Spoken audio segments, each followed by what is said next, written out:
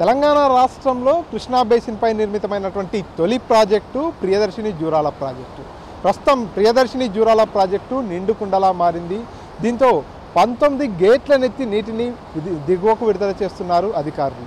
కృష్ణమ్మ ఈ ఏడాది గతంతో పోల్చుకున్నట్టయితే చాలా ముందస్తుగానే పాలమూరు పంట పొలాలను తాకింది. మే ఎండింగ్లోనే పూర్తిగా వరద నీరంతా కూడా జూరాల ప్రాజెక్టుకు వచ్చి చేరింది. దీంతో నాటి నుంచి నేటి వరకు కూడా కృష్ణానది పరివాహక ప్రాంతం అంతా కూడా పచ్చదనంగా మారినటువంటి పరిస్థితి. అటు జూరాల ప్రాజెక్టు సైతం నిండుకుండలా మారినటువంటి పరిస్థితి. ప్రస్తుతం మనం జూరాల ప్రాజెక్టు దగ్గర ఉన్నాం. 19 గేట్లను ఎత్తి నీటిని దిగువకు విడుదల చేస్తున్నటువంటి నేపథ్యంలో కృష్ణమ్మ పరుగులు తీస్తూ శ్రీశైలం జలాశయం వైపుకు వెళ్తున్నటువంటి దృశ్యాలు చూస్తున్నాం. పూర్తిగా శ్రీశైలం జలాశయం వైపుకు కృష్ణానది ప్రవహిస్తున్నటువంటి నేపథ్యంలో పూర్తిగా రైతాంగం అంతా కూడా హర్షం వ్యక్తం చేస్తున్నటువంటి పరిస్థితి. ప్రతి ఏటా కూడా జూన్ జూలై మాసంలో వరద నీరు జూరాల ప్రాజెక్టుకు వచ్చి చేరేది. కానీ ఈ ఏడాది మాత్రము ముందస్తుగా కురిసినటువంటి వర్షాల కారణంగా ఎగువ రాష్ట్రాల నుంచి వచ్చినటువంటి వరద నీటితో పూర్తిగా జూరాల ప్రాజెక్టు నిండుకుండలా మారినటువంటి పరిస్థితి. గతం నుంచి కూడా ఇక్కడ గేట్లను ఎత్తి నీటిని దిగువకు విడుదల చేస్తున్నటువంటి పరిస్థితి ఉంది. సో ప్రస్తుతానికి చూసుకున్నట్టయితే నిన్న మొన్నటిదాకా 23 గేట్లను ఎత్తి నీటిని దిగువకు విడుదల చేసినటువంటి అధికారులు ప్రస్తుతానికి ఈ రోజు వరకు చూసుకున్నట్టయితే 19 గేట్లను ఎత్తి నీటిని దిగువకు విడుదల చేస్తున్నారు.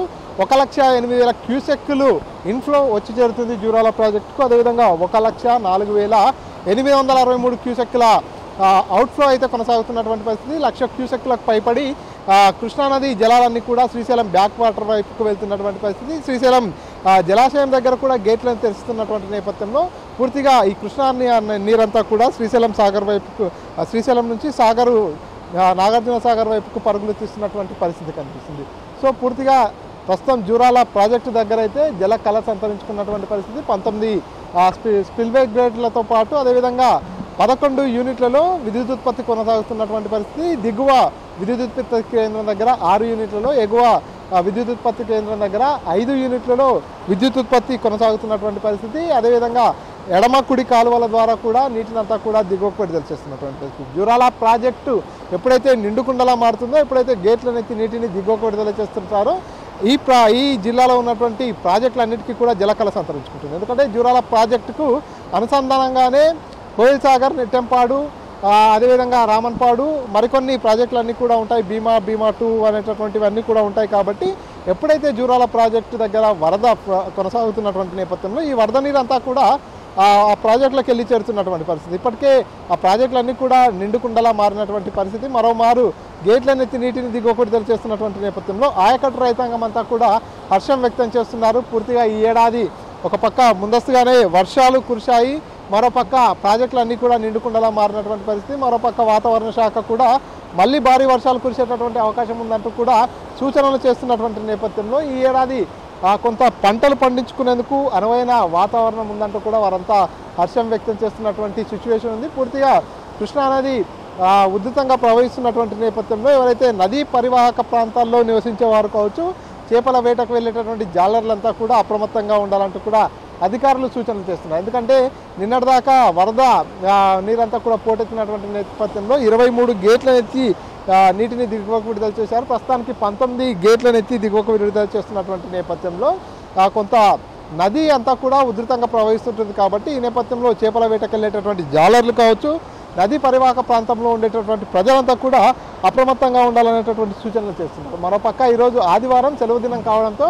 పర్యాటకుల సందడి కూడా జూరాల ప్రాజెక్టు దగ్గర చోటు చేసుకుంది. పూర్తిగా ఇక్కడికి వచ్చేటటువంటి పర్యాటకులంతా కూడా పాలపొంగుల పొంగి పొర్లుతూ ప్రవహిస్తున్నటువంటి కృష్ణమ్మ అందాలను తిలకిస్తూనే ఈ పక్కనే ఉండేటటువంటి చేపల వేపుడు, చేపల కర్రీ దగ్గరికి వెళ్ళి అక్కడ గుమగుమలాడే చేపల కూరను తింటూ కూడా ఈ సెలవు దినాన్ని ఆస్వాదిస్తున్నటువంటి పరిస్థితి ఉంది.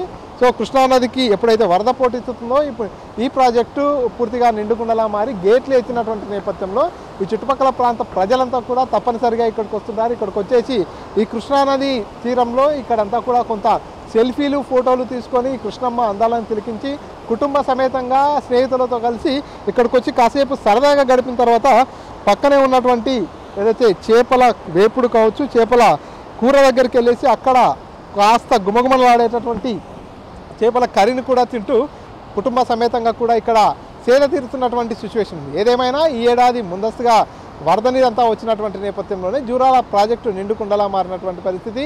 దీంతో గేట్లనెత్తి నీటిని దిగువకు విడుదల చేస్తున్నటువంటి నేపథ్యంలో ఏదైతే ప్రాజెక్టుకు అనుసంధానంగా ఉండేటటువంటి చెరువు కట్టు గొలుసు కట్టు చెరువులు ఏవైతే ఉన్నాయో వాటికి కూడా నీరంతా వచ్చి చేరుతున్నటువంటి పరిస్థితి. అంతేకాకుండా ఈ ప్రాజెక్టుకు అనుసంధానంగా ఉండేటటువంటి ఆ ప్రాజెక్టులు ఏవైతే ఉన్నాయో వాటికి కూడా వరద నీరు వచ్చి చేరుతున్నటువంటి నేపథ్యంలో రైతాంగం అయితే హర్షం వ్యక్తం చేస్తున్నటువంటి పరిస్థితి.